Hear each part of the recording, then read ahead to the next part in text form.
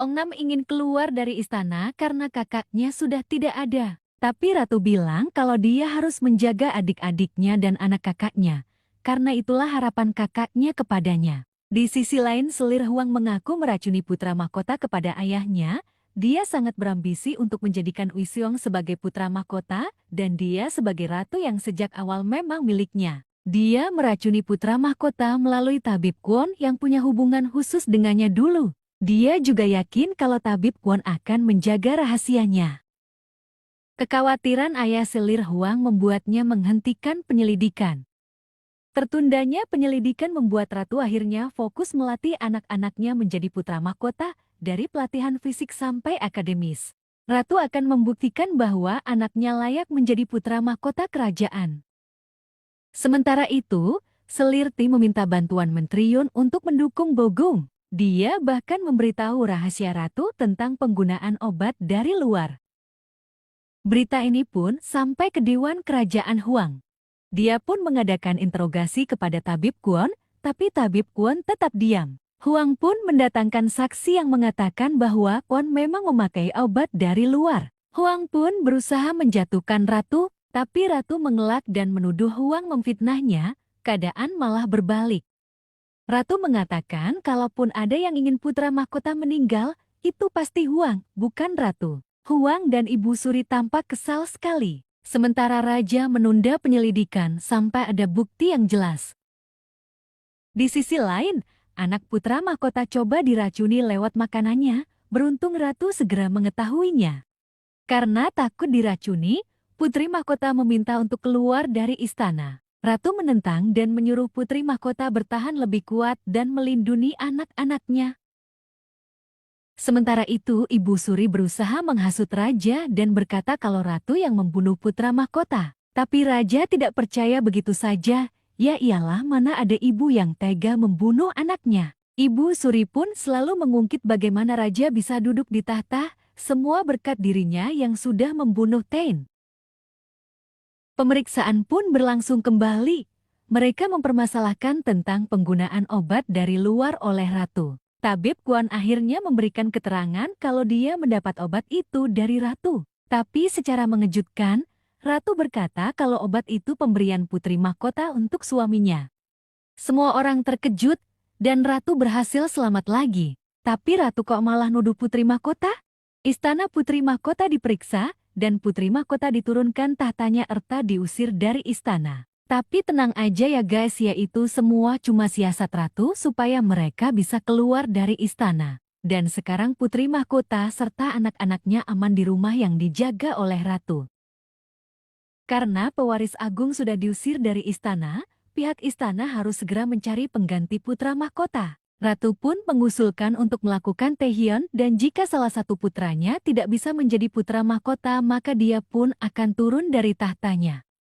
Dia sangat yakin melakukannya, karena Seongnam sudah berjanji akan berusaha untuk menjadi putra mahkota menggantikan kakaknya untuk mengembalikan semuanya seperti semula. Sementara itu, Tabib Kwon kabur dari istana dan ternyata Tabib Yu yang memberi obat ke Seongnam adalah gurunya. Wah, semakin menarik.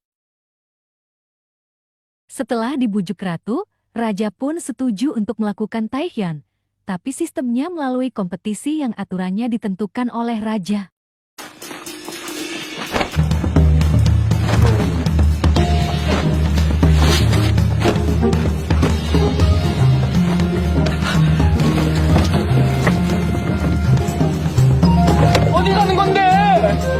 Semua pangeran dibawa ke hutan untuk mengikuti kompetisi tersebut.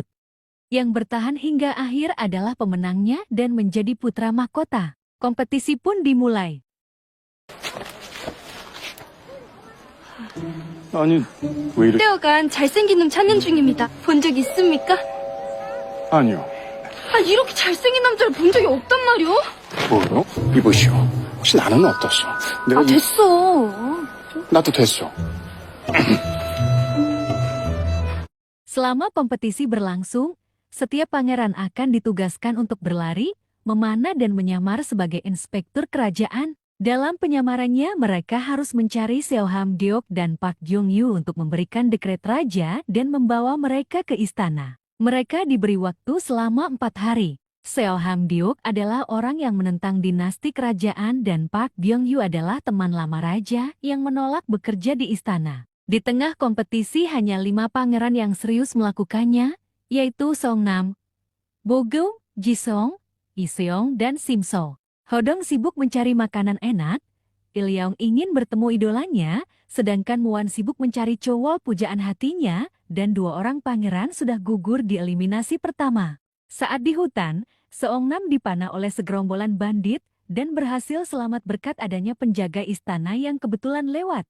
Hal ini tentu membuat raja dan ratu sangat murka. Mereka pun mencari tahu siapa yang berniat mencelakai Seongnam. Di mulut mayat ketua bandit itu ditemukan sebuah sketsa wajah Seongnam dan bertuliskan harus mati. Ratu pun tidak tinggal diam dan mencari bandit yang masih hidup untuk menguak semuanya.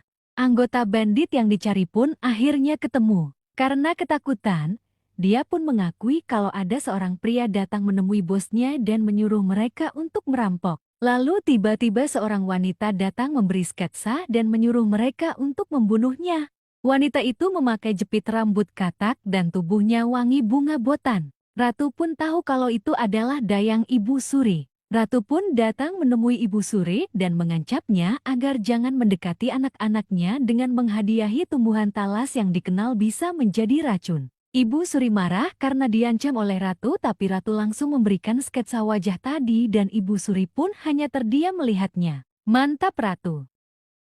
Bogeum dan Seongnam berhasil menemukan Park Byung-yu, tapi dia menolak kembali ke istana dengan alasan ia buta. Seongnam pun mencari cara agar ia bisa membuktikan bahwa Byung-yu tidak buta. Dia minta waktu 3 hari untuk tinggal bersamanya. Tiba-tiba Seongnam nekat melompat dari tebing, untungnya dia bergelantung di pohon. Duh, bikin deg-degan aja. Byung-yu pun terbukti tidak buta, karena kala dia pun memberi kesempatan kepada mereka berdua untuk tinggal di rumahnya. Saat mengikuti Byung-yu, tanpa sengaja dia bertemu dengan Cheong-ha. Dasar Seong-ha, langsung main peluk-peluk aja. Seongnam pun kaget melihatnya. Akhirnya Cheong-ha memperkenalkan diri dan mereka saling bertatapan. Duh, so sweetnya. Ratu memberitahu raja bahwa Ibu Suri yang berencana membunuh Seongnam, tapi yang namanya Ibu Suri gak kehabisan akal. Dia pura-pura sakit saat raja menemuinya. Dia beralasan kalau dia sakit karena meminum talas yang diberikan oleh Ratu. Dia pun membantah telah berusaha membunuh Seongnam cucunya. Tiba-tiba dia pingsan. Astaga, nenek sihir yang licik. Di istana Ratu menemui Dewan Kerajaan Wang dan membawa bandit tadi untuk bersaksi bahwa pihaknya yang berusaha membunuh Seongnam. Huang berdalih kalau mereka tidak memerintahkan bandit untuk membunuh Seongnam, tapi Ratu bilang kalau Ibu Surilah yang menyuruh mereka membunuh untuk memfitnah Huang. Huang merasa Ibu Suri berusaha menjatuhkannya. Hal ini tentu menguntungkan Ratu. Selain itu, Ratu juga bilang kalau Ibu Suri mendukung Bogeum alih-alih Iseong.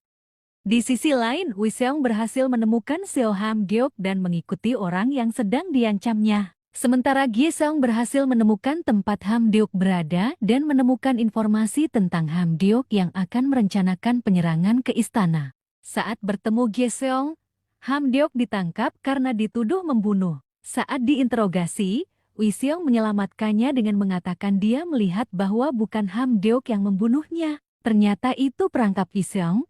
Dia yang sudah membunuh orang itu seakan-akan menyelamatkan Hamdeok dari tuduhan itu. Sehingga Hamdeok tidak bisa membantahnya dan ikut ke istana. Dan secara mengejutkan ternyata, Hamdeok, Tabib Kwon dan Tabib Yu saling mengenal dan bahkan mereka yang merencanakan penyerangan. Sementara itu, Ilyong dan Hodong kembali ke istana dan mengambil papan nama mereka dan tereliminasi. Gemas sekali lihat 2 bocah ini. Dan beredar kabar bahwa Simso bahkan belum sampai ke gunung. Panik dong emaknya. Benar saja, ternyata Simso dirampok oleh bandit dan tidak memiliki perlengkapan dan uang untuk melanjutkan perjalanan.